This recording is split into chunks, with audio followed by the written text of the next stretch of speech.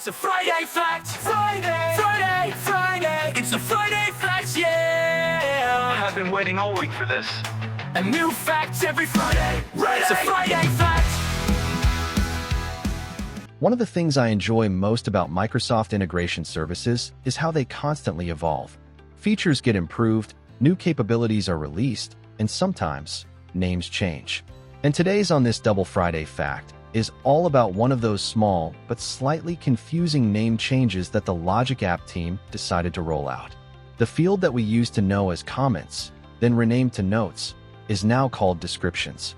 Yes, once again, the Logic App team has decided to revisit the terminology of this feature.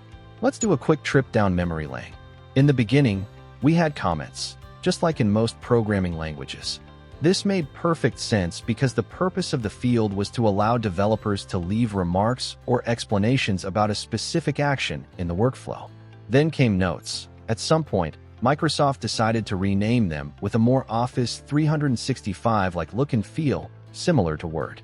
While Notes still worked, it introduced a bit of ambiguity. Notes could mean annotations, reminders, or even things unrelated to technical documentation.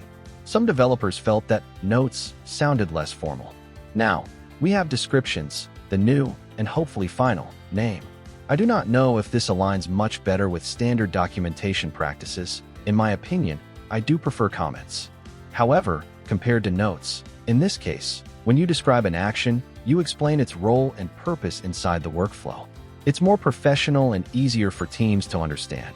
Descriptions allow developers to apply comments inside the actions, also known as shapes, inside the workflows.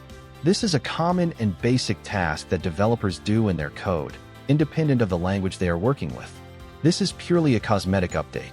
But if you work on enterprise-grade integrations with large teams, naming conventions matter a lot, and comments/notes/descriptions allow us to embed documentation directly in the Logic app, which is essential for knowledge sharing. Other developers, or even your future self, will thank you when trying to understand why a specific action was implemented. Maintenance. Months or years later, these descriptions become critical breadcrumbs for debugging or enhancing the workflow. Collaboration. When multiple team members work on the same Logic app, clear descriptions reduce misunderstandings. To add a note to an action step or trigger, you need to open your Logic app on the Azure portal. Of course, this can also be made inside Visual Studio and click Edit. Or click Logic App Designer inside Development Tools.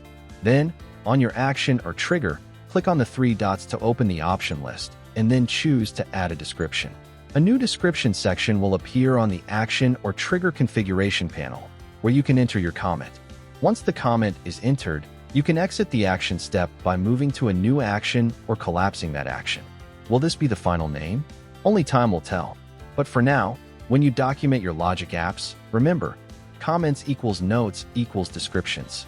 I hope you have enjoyed the Friday fact, and see you next Friday for another fact.